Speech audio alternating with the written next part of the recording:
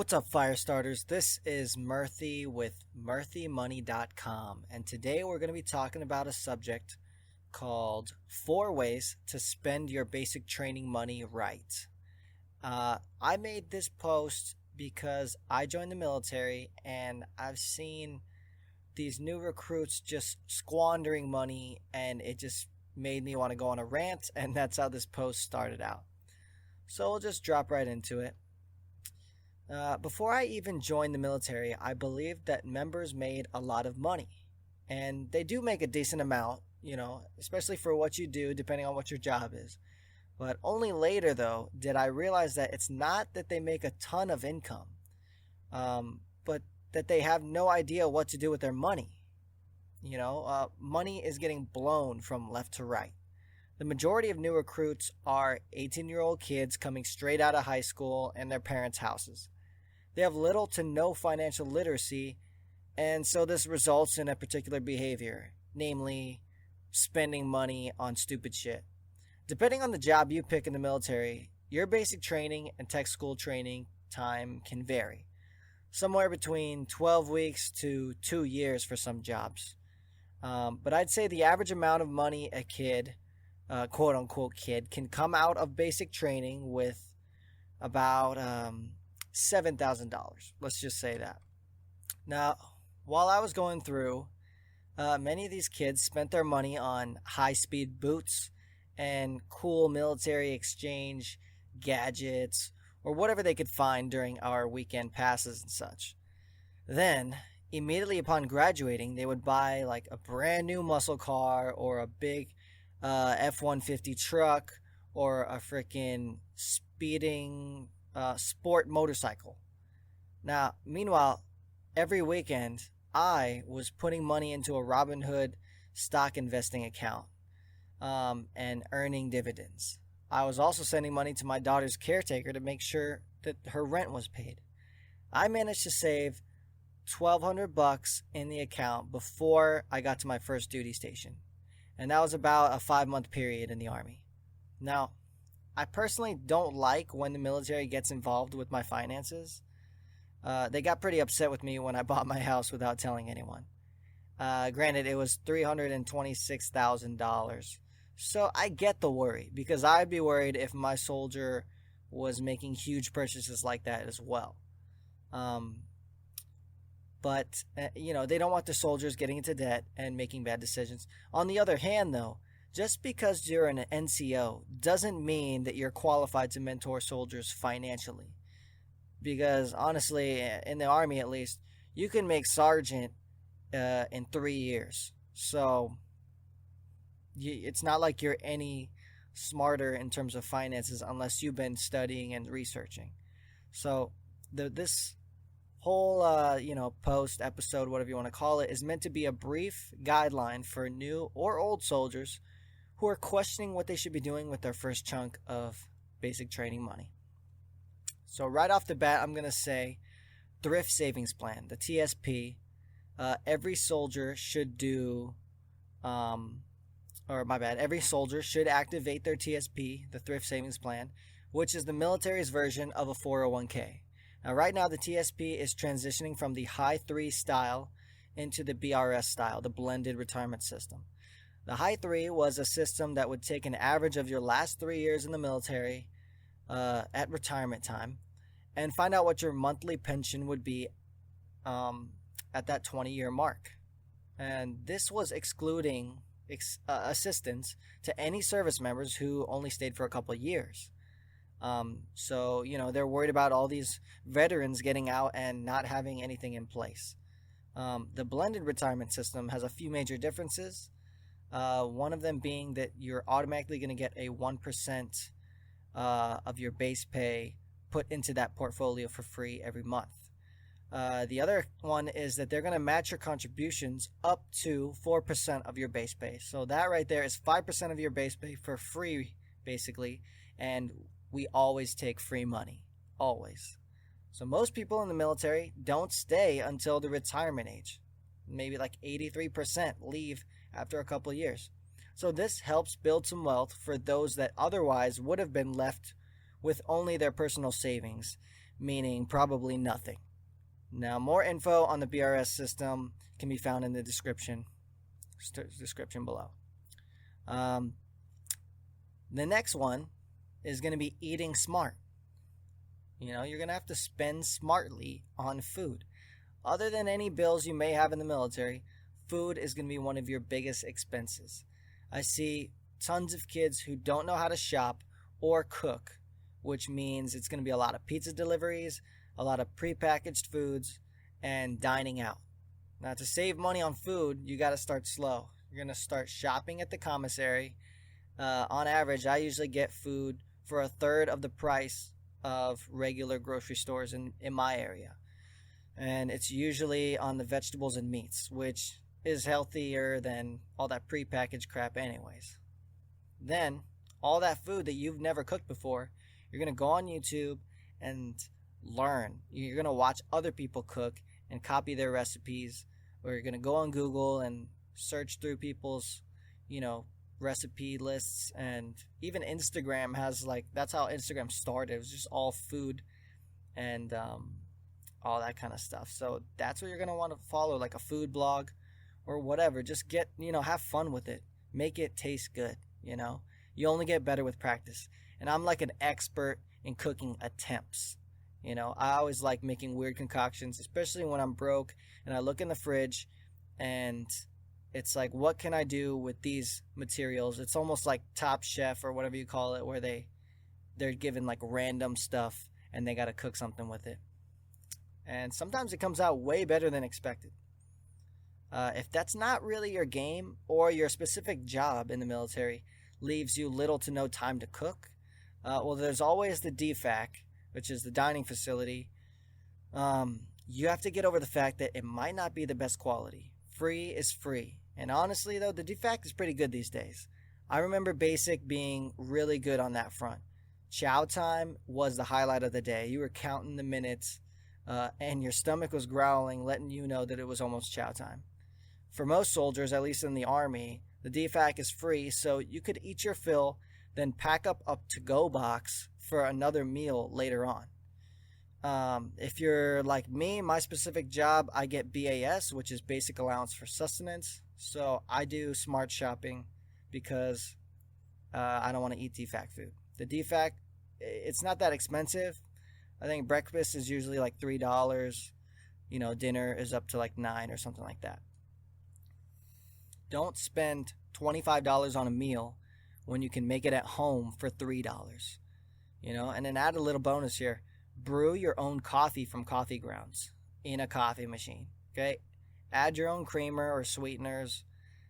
It's gonna cut your costs down a lot. Why spend $4 on a coffee at somewhere like Starbucks or Dunkin' Donuts when you can make it at home for about 20 cents per cup?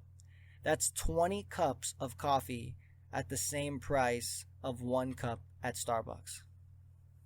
Now, the next topic I want to bring up is getting a car, because it's one of the biggest things I see people blow money on.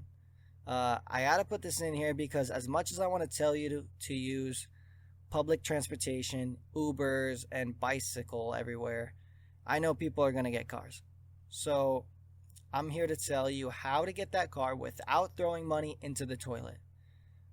There was a private in my unit who went to a dealership and ended up leaving with a brand new truck financed through the dealership, some of which was put onto credit cards somehow, and the loan interest rate was 11%. Never do this. That guy was screwed, and he had to just sell it and get out from under it, taking a huge loss because he was getting just his payments were trash, okay? Because that doesn't even count his insurance. Anyways, a 4% loan or less is the best. 5% at the very max. Don't just walk away otherwise, or you'll be getting reamed by the loan companies. The next tip is don't ever buy a vehicle brand new, my bad. Don't ever buy a vehicle brand new off the factory line. You lose so much value just driving off the lot at purchase time. It's like buying a house for $100,000 and then once they hand you the deed, it's worth $70,000. Why would you do this? The sweet spot for buying a vehicle is between 1 and 5 years old. It'll still be in good condition. It'll have low amount of miles put on it, and the price will be significantly lower for most vehicles. If you're going to blow money on a muscle car, at least do this. The next tip is to find the car you want at 3 different dealerships online. Then email each of the sellers asking for their lowest price on that vehicle. Whenever you get a quote, take that lowest price and tell the other 2 dealerships you found that same vehicle somewhere else for the lower price and see if they will beat it. Repeat this process back and forth between all 3 dealerships until they all have given you their bottom line prices, and then go with the cheapest one. A lot of people like CarMax and TrueCar because they're like no hassle ways to purchase cars and you don't have to haggle. But if you can get used to, or at least just good at, haggling, then that's where you can make your money. You just play these guys against each other, so that way it's just competition, which only makes it better for the consumer.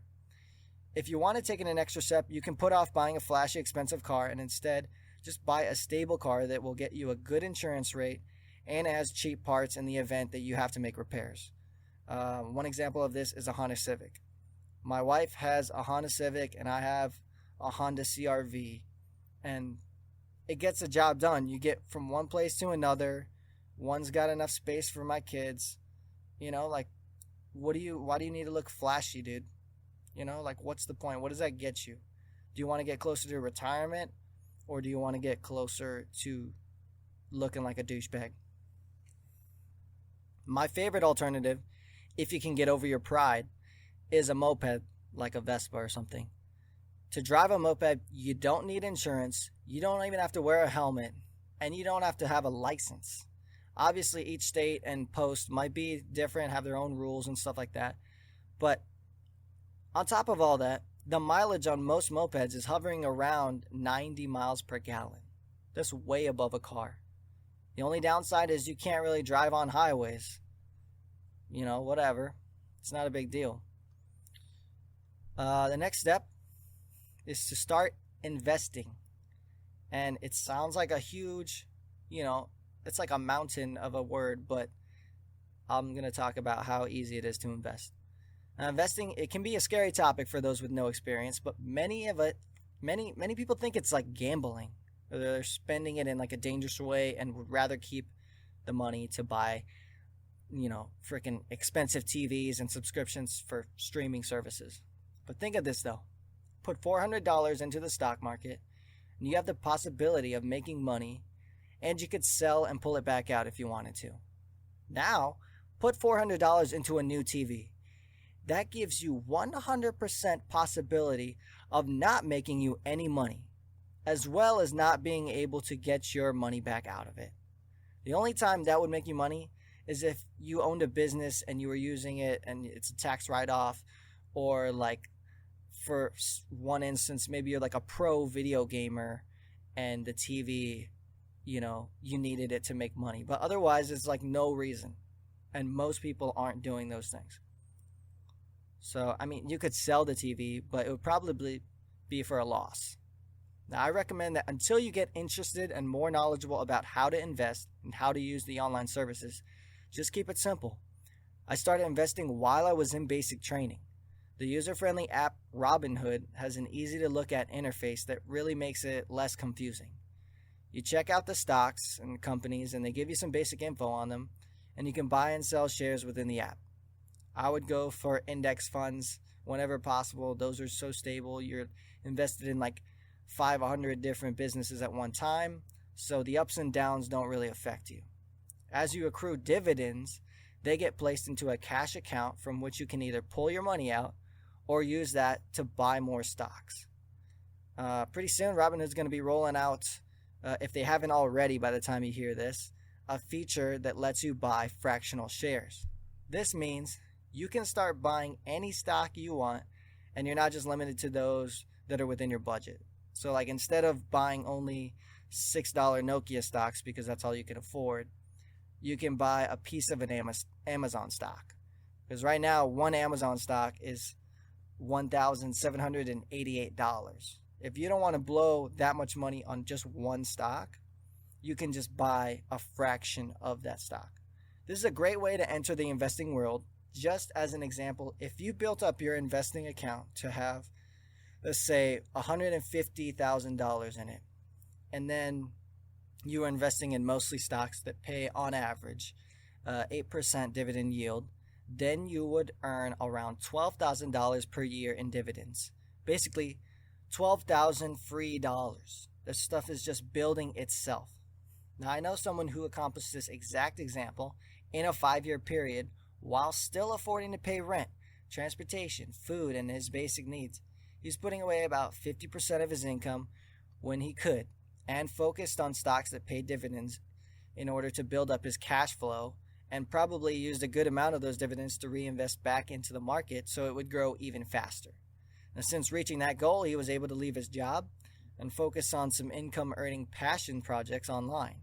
His investments are supplementing his income until he can grow those new projects, or just keep growing his investments into a bigger, more positive cash flow to completely cover his expenses and reach FIRE, which stands for Financially Independent, Retire Early.